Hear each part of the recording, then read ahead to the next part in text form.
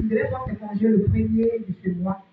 Et comme ça, son adjoint n'a pas pu prendre ses congés. Et il a pris la place de son adjoint. Il est venu. Quand il est arrivé, il a fait 3 jours, 4e jour, il dit qu'il avait froid.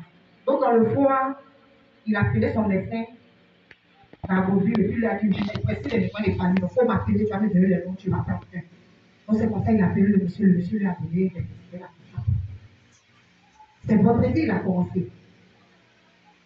Matin, il a pris le soir, donc le 19e mois, ce jour-là, on avait notre programme à l'église. Il est sorti de la chambre, il vient, il veut me parler, la consacre à la tête. Il dit, mais il y a quoi? Il dit, non, je voulais te dire quelque chose. Il dit, d'accord, je te vois. Il a commencé à bégayer. Il pète. Finalement, il s'est énervé, il est parti dans la maison. Je l'ai suivi, je lui ai demandé, il y a quoi? Il dit, il y a rien. Il dit, moi, il m'a à l'église. Il dit, il faut partir. Donc, moi, je suis venu à l'église. Je retourne, il était déjà couché. Donc, dans la nuit, il n'arrivait pas à dormir. J'étais couché là, mais je le voyais. Il se lève, il s'assoit, il se promène dans la chambre, il tourne, il ne sait pas ce qu'il cherchait. Donc, ça a commencé à m'effrayer. Je me suis levé, j'ai fermé la chambre. Et j'ai pris la clé, plus la clé de la voiture, j'ai la clé. Donc, j'étais couché. Mais après, j'arrivais à dormir. Le samedi, je suis venu voir maman. Je me posais la question, pourquoi ça arrive? Il y a quoi? Je suis venu voir maman. Maman dit, d'accord, maman est venue à la prière. Ça a commencé à aller, il allait se coucher. Il s'est levé, il ne peut plus parler, il a commencé à nous regarder, c'est comme il est perdu. Son portable, on l'appelle, il ne peut pas décrocher. Il n'arrive pas à déverrouiller son téléphone. Je me suis accouché, mais il y a quoi? Il dit, je ne sais pas. Mais ils m'ont appelé la nuit là. Il dit, t'as appelé la nuit là. Il dit, mais ils m'ont appelé. C'est tout ce qu'il a pu dire. Il est assis dans le fauteuil. Il collecte, quand on allume la télé, là, ça reste sur les programmes. Il ne peut pas enlever les chaînes, il dit, il va changer, il va réveiller le ballon, rien. Il a dit programme. Et puis il est assis là. Pendant moins des heures, je ne comprenais pas.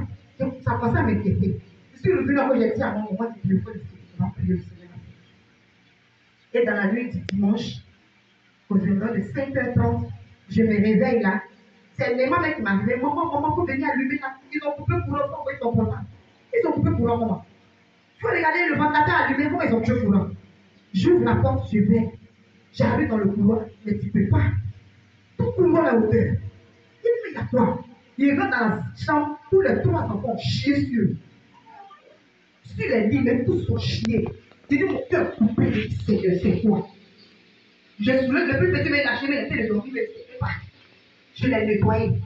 Il a dit, Nathan, descend. Les mamans vont dans les toilettes. Ils savent puiser l'eau. Je suis venu, se sont lavés.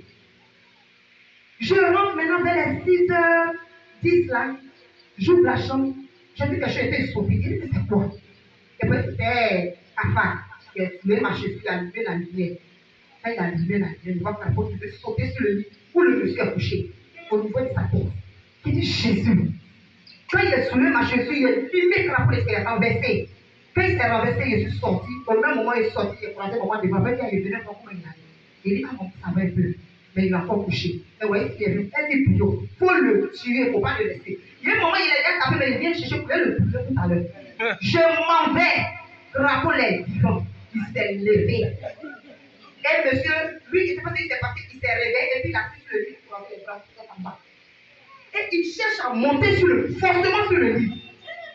Ça va pas lui dire, mais attends, tu as dépassé tout ce boulot là, juste dans les chambres, baissé tout. Je dis, venez dans ma chambre. J'ai tapé encore.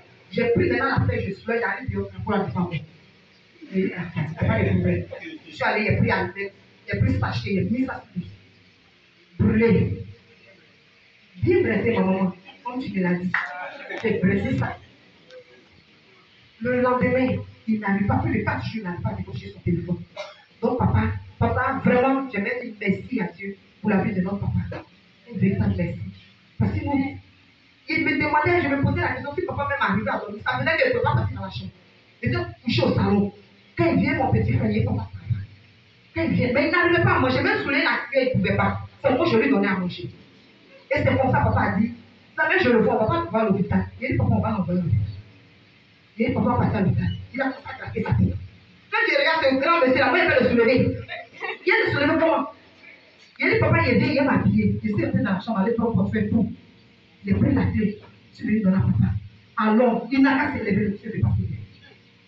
On a lutté, il a donné, mais c'est levé. Il arrive devant la porte. Il donne la clé, bon, j'ai remis dans ta rue. Tu ne devais pas ouvrir pour la portière de rue. Alors, papa va nous déposer. On arrive là-bas, on demande de faire les examens. On a fait tous les examens. On a fait. On dit début d'AVC avec typhoïde. C'est sérieux, mais vrai typhoïde, mais ce n'est pas du tout.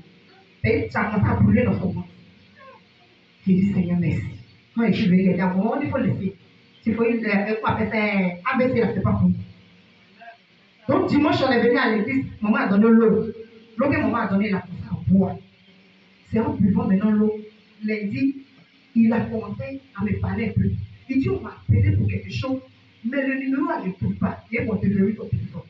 Il a fait ça, finalement, il a pu déverrouiller. J'ai appelé le monsieur, et puis le monsieur dit, d'accord, je vais faire le dépôt.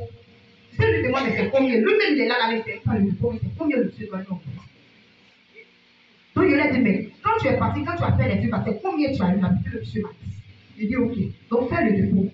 Fais le dépôt, je pense bien qu'on va recevoir, j'ai pas fait. C'est comme ça, le Seigneur a fait grâce. Vraiment, il est parti. C'est son présentement, ça va chez lui. Donc, je vais dire merci à Dieu. Et merci à notre maman. Vraiment, c'est toujours disponible. Comme notre maman Amandine l'a dit, elle est véritablement disponible pour nous. Et c'est pas donné à tous les serviteurs de Dieu de le faire. Souvent, tu appelles le but, elle dit, je te rappelle, elle ne va jamais te rappeler. C'est toi encore, tu vas appeler encore. Pour dire, ah, maman, je t'avais appelé pour mon problème. Et puis, c'est là, mais elle va répondre. À peine elle va prier, ça va agir. Mais notre maman, quand elle te dit, je te rappelle, c'est que je te rappelle.